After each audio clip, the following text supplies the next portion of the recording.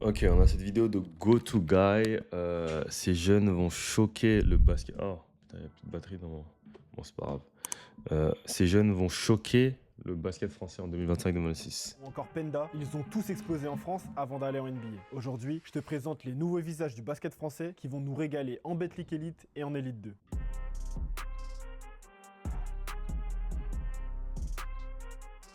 J'ai choisi 10 joueurs et je vais décortiquer leur profil un par un. Alors d'abord, on va voir ce qu'ils ont fait l'année passée, que ce soit en club Je- ou en euh, sélection. Ensuite, J'ai oublié son nom. Shout out to him, man. C'est un stagiaire. J'ai oublié, enfin, c'est un alternant, un stagiaire. J'ai oublié son nom. Moi, je l'avais rencontré quand on a fait le workout avec Thomas et Marco et Mohamed. J'ai oublié son nom. on va analyser en détail leur jeu, leurs points forts et leurs points améliorés. Et on va se projeter sur l'avenir et voir ce qu'ils vont faire la saison prochaine et dans quel contexte ils atterrissent. Et on commence direct avec Adam Atamna. Adam, dans le cadre de son développement avec l'Asvel, a été prêté dans le club voisin à Lyonceau en N1. Et le moins qu'on puisse dire, c'est qu'il C'est quel draft, lui? C'est 2020. C'est pas la prochaine, c'est celle d'après, non? 2027, ouais. a Non, c'est la prochaine draft, lui. Ouais, c'est 2026. cartonné. Meilleur jeune de N1 en ayant un rôle majeur dans l'équipe. Et c'est pas tout. Adam nous a livré un next-gen historique. Meilleur marqueur de l'histoire d'un next-gen avec 33 points de moyenne sur la compétition. Je sais pas si on s'en rend compte. Malheureusement, on n'a pas pu profiter d'Adam jusqu'au bout, avec un euro frustrant où il se blesse au deuxième match contre la Turquie. Malgré tout, il a une belle médaille d'argent autour du cou. Cette saison, il a signé avec l'effectif professionnel de l'Asvel où il va pouvoir montrer toutes ses qualités. On parle d'un shooter d'exception. Il est capable de shooter de n'importe où sur le terrain et après n'importe quel move. Ensuite, il est très bon sur le drive. Le fait qu'il shoot, ça permet de créer des espaces et il peut aller finir, que ce soit main droite ou que ce soit main gauche. Il a un très bon jeu sans ballon. Le fait qu'il soit un gros scoreur permet de focaliser la défense sur lui et de laisser de l'espace pour ses coéquipiers. Il a un bon handle, c'est pas le plus shifty, mais il arrive à emmener la balle là où il veut. Son point amélioré, c'est la défense. Il joue souvent l'intérieur. Moi, je vais dire, je serais lui, euh, ses traîneurs, qui tu veux. Le seul point qu'il a amélioré, s'il veut être un joueur NBA, hein, je te parle de s'il veut être un joueur NBA, c'est ses qualités athlétiques. Il devrait passer son temps à la salle, enfin, et à la piste et à la salle de muscu.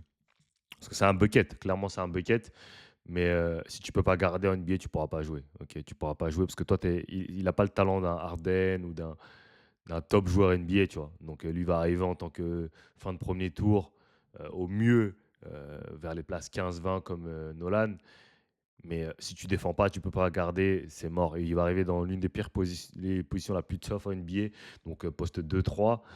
S'il peut pas garder, ça va être un gros gros problème pour lui. Donc ça va être le gros questionnement autour d'Adam, c'est est-ce qu'il va pouvoir garder? Et le problème, c'est qu'il ne peut pas garder parce qu'il n'est pas assez athlétique. C'est tout simplement la raison pour laquelle il ne peut pas garder, tu vois, c'est parce qu'il n'est pas assez athlétique, il faut qu'il taffe ses qualités athlétiques. Après, je te dis pas qu'il va devenir ça va pas devenir un monstre athlétique, mais il faut qu'il soit dans la moyenne. Là, il est en dessous de la moyenne. Quand je parle de moyenne, je parle de moyenne NBA. Il faut que ce soit un athlète correct. Et là, franchement, niveau athlétique, il est très très faible. Il en Donc a c'est compliqué. quelques-unes, mais c'est parfois En NBA, c'est super compliqué quand t'es pas athlétique. C'est dur, hein. C'est pour ça qu'il y a plein d'Européens qui n'ont pas réussi à s'imposer, hein. Quand je parle des légendes comme Rigaudot ou même Misic ou même Compazzo, tous ces mecs-là, c'est parce que niveau qualité athlétique, c'est trop faible par rapport à ce qui se fait en NBA, tu vois. Et déjà que tu vas jouer contre des meneurs, contre des arrières qui font 2 mètres, c'est détriment de la compliqué si t'es pas défense. Et athlétique. ça, c'est un point important s'il veut avoir un vrai rôle à jouer dans l'effectif pro de l'Asvel. Là, ça va être un énorme saut pour Adam. Passer de N1 en Betclic Elite, c'est pas une mince affaire. Il va devoir découvrir un nouveau rôle qu'il n'a jamais eu ni en N1 ni en jeune. Il va devoir s'adapter et il devra jouer beaucoup plus sans ballon. Et ça tombe bien car il sera épaulé par des joueurs expérimentés comme Thomas Hurtel, Nando De Colo, Edwin Jackson ou encore David Laïti. Ce qui serait cool pour lui cette saison, c'est d'abord commencer à s'intégrer réellement dans l'effectif pro, gratter des minutes en Pro A et pourquoi pas au fur et à mesure de la saison avoir quelques minutes en Euroleague. Avec toujours dans un coin de la tête la draft NBA 2026. Maintenant, on passe à Hugo Ingamo. Après, Alors, les gars, déjà, on va se le dire. bon, après, il a son potentiel, mais pour la draft la saison prochaine, il va falloir qu'il joue beaucoup en Betclic. Après, je sais pas c'est quoi le plan de Lasvel. Bon, si Lasvel est intéressé par le buyout et tout, et leur plan, c'est vraiment de le faire jouer, il doit jouer 20 minutes. Je pense qu'il est capable de jouer 20 minutes en Pro A. Je pense il a des qualités qu'il peut apporter. Il peut game en Pro A, ça, c'est pas un souci. Mais après, c'est voilà, quand tu as un effectif deep comme Lasvel, c'est vraiment est-ce qu'ils vont faire jouer les jeunes, est-ce qu'ils vont te faire jouer. C'est toujours ça le problème, tu vois, parce que dans les clubs d'Euroleague, des jeunes de 18 ans en France, j'ai pas le souvenir qu'il y ait des jeunes de 18 pistes qui ont joué en Euroleague. Peut-être Strazel, piges. Ouais, non, à Monaco, il n'y a personne cette année. À Paris Basket, il n'y avait personne cette année. Même dans leur histoire, il n'y a eu personne de 18 ans qui a joué. Quand je dis jouer, c'est qui a un vrai rôle, hein, et qui fait partie de la rotation, qui sert à quelque chose. Pas qui juste est là pour garbage time, quoi.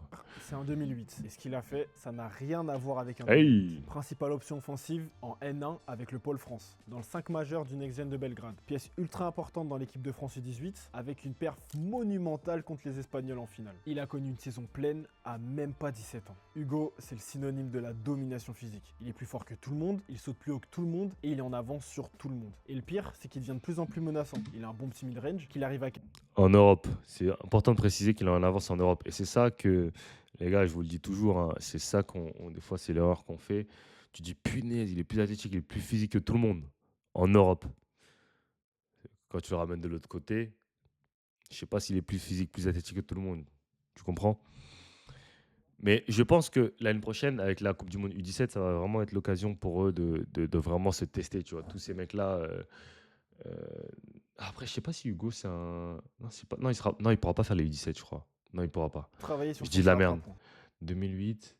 Les Aaron tout. Non, non, il pourra Par pas. exemple, les J'ai plus n'importe grosses quoi. perfs qu'il a fait en N1 l'année dernière, c'était parce que ça rentrait à 3 points. Il a plusieurs cordes à son arc. Déjà, c'est un très bon joueur de transition et c'est un joueur hyper actif au rebond, notamment au rebond offensif. Il est grave polyvalent. C'est un poste 3 de nature, mais on l'a vu se décaler de temps en temps en 4, voire en 2 pour dépanner. Et un des points qui m'a le plus marqué chez Hugo, c'est sa confiance en lui. Il a pas peur des comparaisons avec les plus gros prospects du basket français, et ça va lui servir cette saison avec Nanterre. Car oui, il a quitté l'INSEP avec 1 an d'avance pour signer avec son club formateur, Nanterre. Une des grosses raisons de la signature d'Hugo à Nanterre, c'est Julien Mahé. C'est un coach référencé qui aide beaucoup dans le développement des jeunes et ça c'est parfait pour l'accompagnement du... Franchement, je pense que Hugo il aura une bonne saison. Je serais pas si étonné si tu auras plus de 10 points de moyenne cette saison en pro. Je serais vraiment, vraiment, vraiment pas Le étonné. projet, c'est qu'il progresse à Nanterre pendant 2 ans avec la draft NBA 2027 en tête. Il est considéré comme le plus gros prospect français depuis 2 ans et on aura la chance de le voir en France. Maintenant, on passe à Marco-Owen Fozo-Dada. On Marco! My dog, man. l'a vu la saison dernière faire une saison fracassante avec les espoirs de Nancy. Il a terminé meilleur marqueur et a eu la meilleure éval de tout le championnat espoir. Best PG in the country, no cap. Grâce à ses performances, il a même réussi à gratter quelques minutes avec le groupe pro de Nancy. On l'a revu cet été à la Coupe du Monde U19 et il a encore une fois fini meilleur marqueur et avec la meilleure éval de toute l'équipe. Ça ment pas. Ah, shout out to them, man. Hey, shout out to Go To Guy, man. Ils ont mis un clip de la Summer League. Shout out to Go To Guy, man. Ah, they're my dogs, man. Un combo d'1m90 Uh-huh. avec une envergure Uh-huh. exceptionnelle. Talk to C'est sa plus grosse me. qualité et ça lui permet de Uh-huh. faire beaucoup de choses sur le Talk to terrain. C'est un bon me. driver, forgeur de Hey. one-one qui lui permet d'aller au panier et de finir Step avec back, toute sa panoplie. give me de three. moves. Et il provoque également Oh là là, attends, beaucoup attends. Pourquoi? Ah, j'ai pas mis en HD. Sorry, guys. Je me suis dit, la qualité, j'ai dit Go To Guy, ils mettent pas des vidéos en. beaucoup de fautes et c'est un très bon tireur de lancer franc. Il a un très bon handle et un gros premier pas. Il arrive C'est en souvent à pré-saison, faire ça, la cette année, différence. Grâce à ses longs bras, il prend Bonne- beaucoup de rebonds et il accélère. Ah, that's a beaucoup. floaty. Marco, je sais que tu regardes cette vidéo. Là, c'est un Souvent flotteur, à faire mon la gars. différence. Grâce à ses Une, longs- deux. Ah. Floater. Oh, you can't get to the rim, bro. Get to the rim, bro.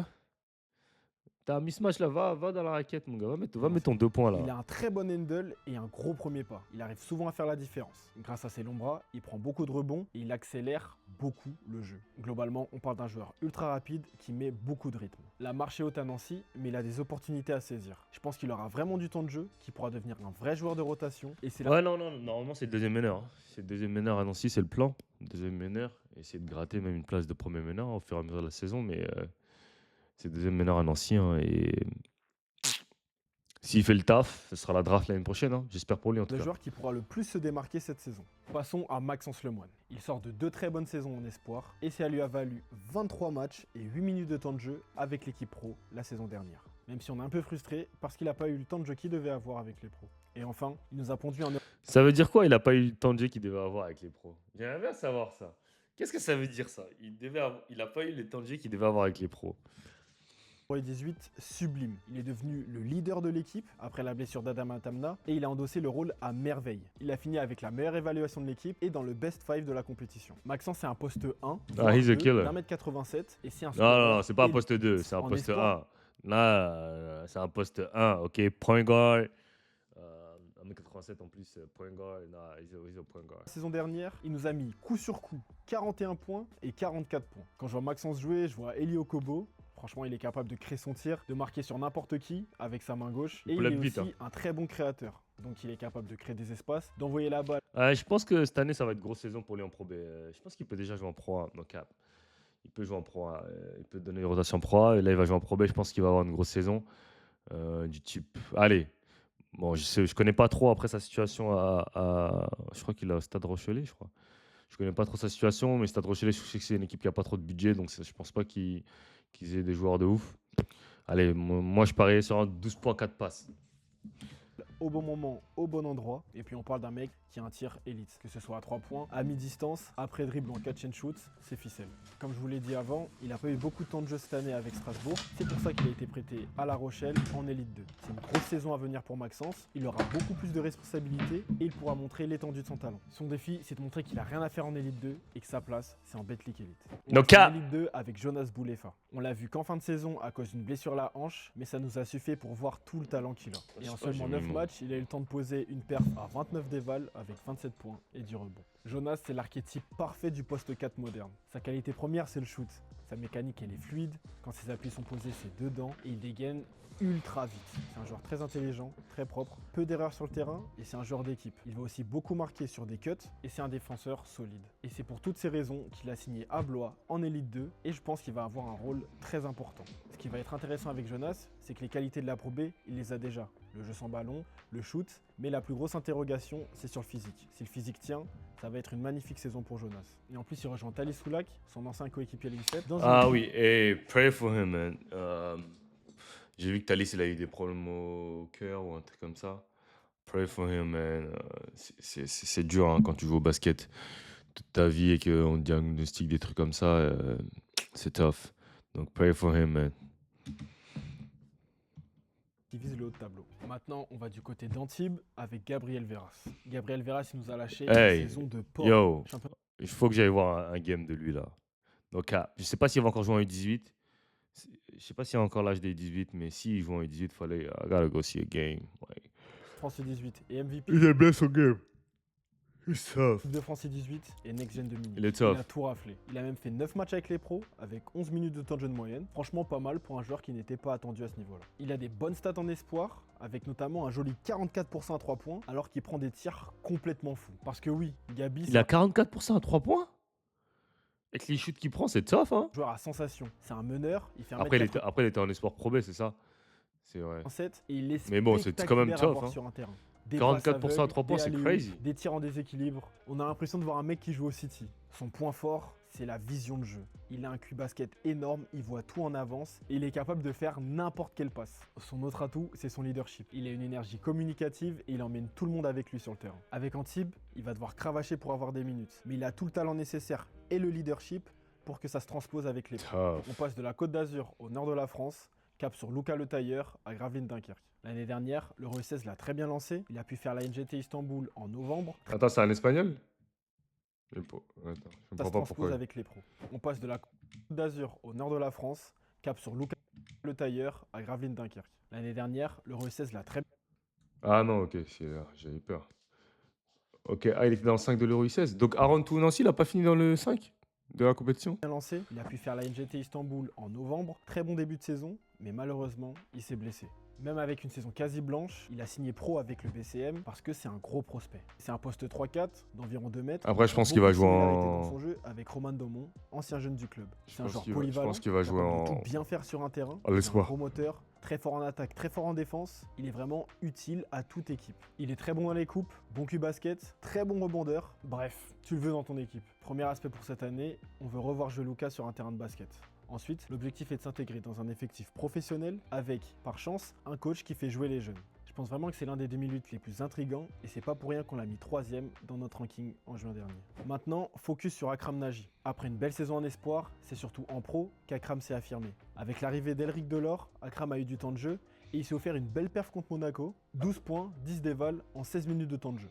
Mais Akram, c'est quel type de joueur? Eh bien, c'est un poste 1, un grand poste 1, 1m95 et très costaud. Il a une vision de jeu exceptionnelle. C'est vraiment un mini Luka Doncic. Pas très explosif, mais très technique. Il a beaucoup de touchés, il voit des passes que personne ne voit et scoreur sur les 3 niveaux. Il contrôle vraiment bien le tempo. Il est jamais pressé, il gère le rythme de l'équipe et c'est affolant. Le seul point amélioré, c'est la défense. Parfois, ça manque un peu de concentration et d'effort. Et c'est sur ce point qu'il devrait être vigilant s'il veut avoir un vrai rôle avec Chalon la saison prochaine. Un objectif réaliste pour Akram, c'est d'avoir 15 minutes de Quand tu es jeune et que t'es pas un gros défenseur, c'est compliqué de jouer en pro, hein. Ah, c'est compliqué, hein. temps de jeu dans l'effectif et d'apporter son Parce que playmaking. quand tu es jeune, on va d'abord te D'ailleurs, ça demander commence de faire bien de la parce qu'il défense, a tu fait vois. des perfs plutôt intéressantes en préparation. On passe à l'un des plus gros potentiels de la liste, Jaël Trèfle. Après une saison convaincante en espoir, Jaël a signé son premier contrat pro avec Strasbourg. Cette saison, il a gagné plusieurs trophées, il a été All-Star au BWB et dans le Best 5 du Next Gen d'Istanbul. C'est un poste 5, il mesure 2m6 et il a un physique hors norme.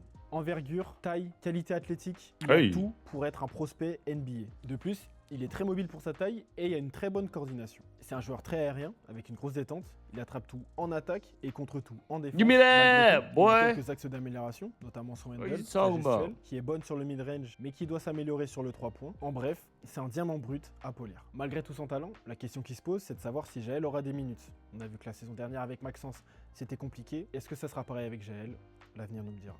Et on finit avec Soren Braque, haute pépite du BCM. Dans la liste, c'est celui qui a le plus joué avec les pros la saison dernière, avec 10 minutes de moyenne et 24 matchs joués. C'est énorme pour un 2007. On retiendra 2 perfs intéressantes avec les pros, 11 dévals contre Lasvel et 13 contre Bourg. Autre ligne sur son CV, il a été pris à la Coupe du Monde du 19 avec un an d'avance. C'est un poste 1 qui peut être décalé en 2, organisateur qui jouera d'abord pour les autres et ensuite pour lui. Il a une très bonne lecture de jeu, un bon cul basket, c'est un très bon joueur sur les pick and roll, c'est un joueur sûr, fiable, qui peut mener une attaque. Son Ça. axe d'amélioration principal, c'est son leadership. Je veux le voir mener l'équipe par l'action et par la voix. En passant de Cholet au BCM, Soren a une vraie carte à jouer. Il va avoir des minutes, il va être responsabilisé, il a donc une réelle opportunité à saisir. Voilà, c'est terminé. C'était les 10 nouveaux visages à suivre. Tough. Non, franchement, vidéo intéressante de la part de GoToGuy. Comme d'habitude, hein, merci pour ce contenu d'exception. Ouais, moi je dirais dans cette liste, les gars qui vont plus surprendre, je pense, ça va être Maxence et Marco. Euh, Hugo aussi, bien évidemment. Et voilà. Je suis un peu sceptique pour Adam Atma. Franchement, je vais pas vous mentir. En fait, quand t'es à Lasvel, c'est compliqué. Je pense que c'est pour ça que Wemby l'a compris, il s'est barré, tu vois. Quand tu es dans un club de Euroleague, enfin, il y a trop d'enjeux pour que. Ah, je sais pas. Franchement, je sais pas. J'aimerais bien voir surtout que lui qui va à la NBA. C'est dur. Ok. Likez, commentez, abonnez-vous. I'm out of here.